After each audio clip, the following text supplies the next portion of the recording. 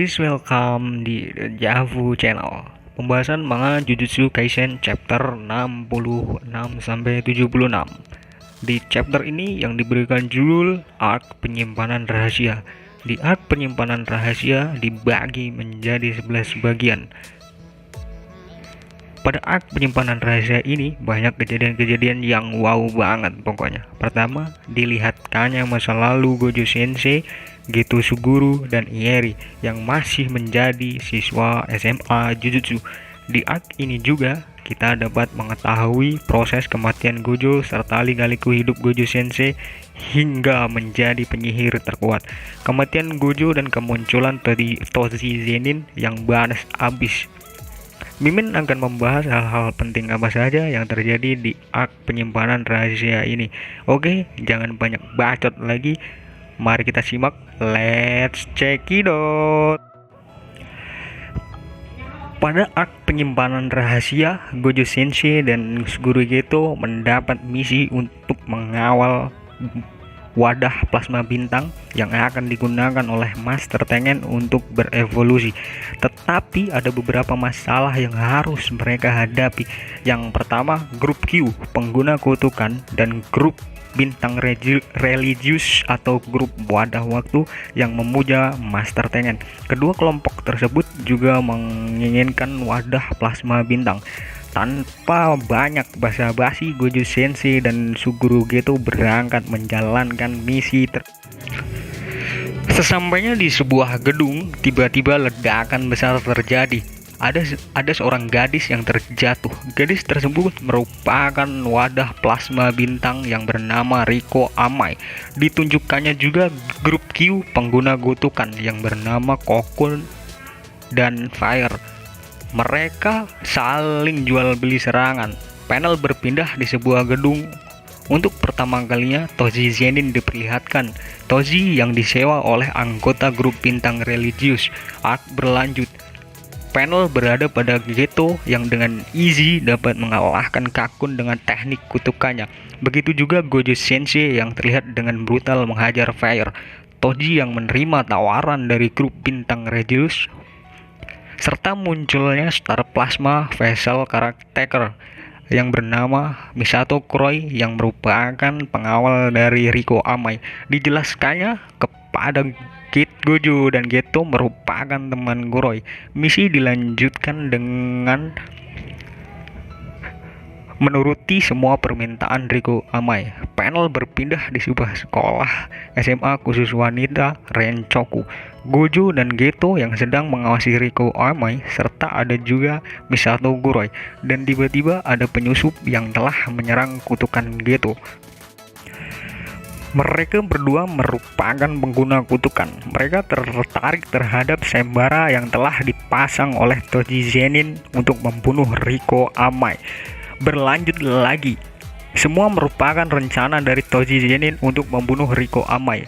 Akhirnya Gojo, Geto, dan Kuroi bergegas untuk menyelamatkan Amai. Geto yang terlihat melawan salah satu pengguna kutukan yang sudah kakek-kakek, tetapi Geto dapat mengalahkannya dengan sangat easy karena teknik manipulasi kutukannya overpower banget gitu pokoknya.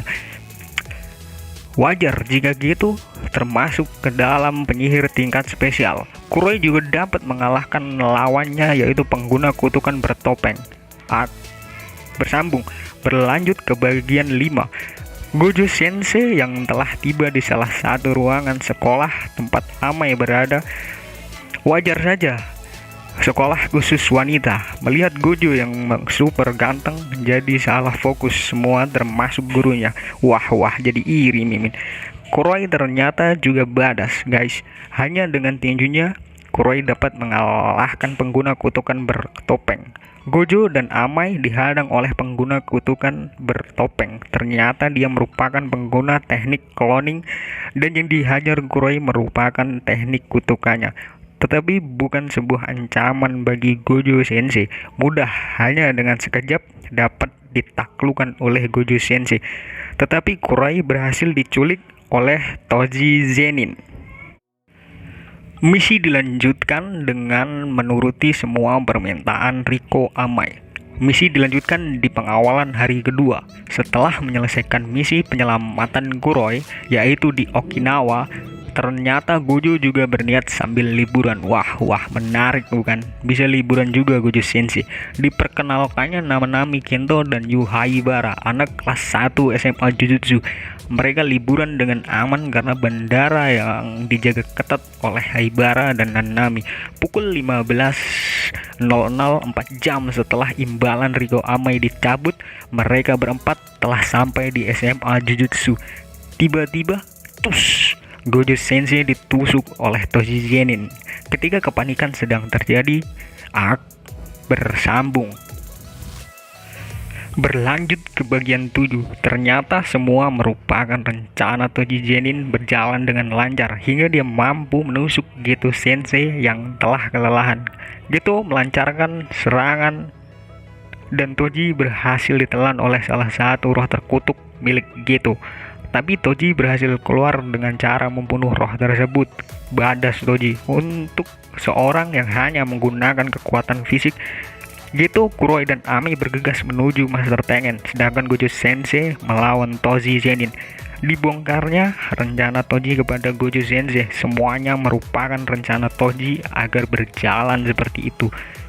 Di scene ini diperlihatkan dari mana Toji mendapatkan senjatanya, yaitu dari roh terkutuk yang mirip ulet bulu yang melilit tubuh Toji Zenin. Pertempuran yang sangat epik antara Gojo dan Toji. Walaupun Gojo telah menggunakan Score Glow, masih belum dapat mengalahkan Toji. Dengan kecerdikannya dan kemampuan fisik manusia super, Toji Zenin berhasil menusuk Gojo Sensei dengan salah satu senjata terkutuk spesial tombak surga terbalik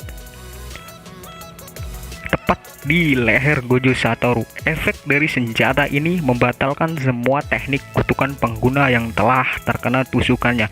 Toji menghujami Gojo dengan barbar hingga Gojo tumbang dan mati.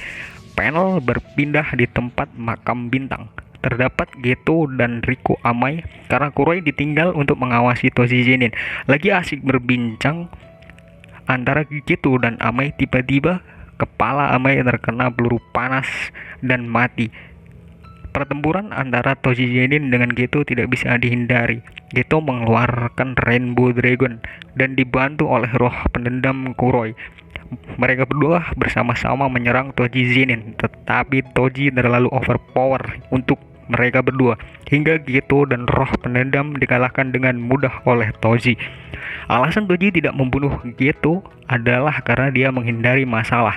Jika Toji membunuh Geto, semua roh terkutuk yang telah ditaklukkan akan keluar. Benar-benar tragis. Geto Sensei mati. Gojo Sensei sekarat. Amai dan Kuroi juga tewas. Barbar parah Toji Zenin. Panel berpindah di sebuah gedung rumah bintang, tempat grup bintang religius berada untuk menyerahkan jasad Rico Amai. Benar-benar hasil yang sangat tidak diinginkan oleh semua pengguna Jujutsu, bukan? Setelah keluar dari gedung tersebut, Toji dihadang oleh Gojo Sensei yang telah bangkit setelah menggunakan teknik reverse atau teknik pembalik. Gojo makin overpower. Pertarungan baru dimulai. Semua serangan Toji dapat dihindari dengan mudah oleh Gojo. Dan Gojo mengeluarkan teknik red hingga membuat Toji terpental. Pertarungan antara dua klan besar Zenin dan Gojo dimulai. Wajar jika Toji telah mengetahui semua jurus Gojo baik Blue, Red maupun Infinity karena dia berasal dari klan Zenin. Pertempuran yang menentukan siapa yang terkuat dimulai. Mereka saling menyerang, tetapi Toji tidak mengetahui teknik pamungkas dari Gojo Sensei yang sangat badas, yaitu bernama Purple.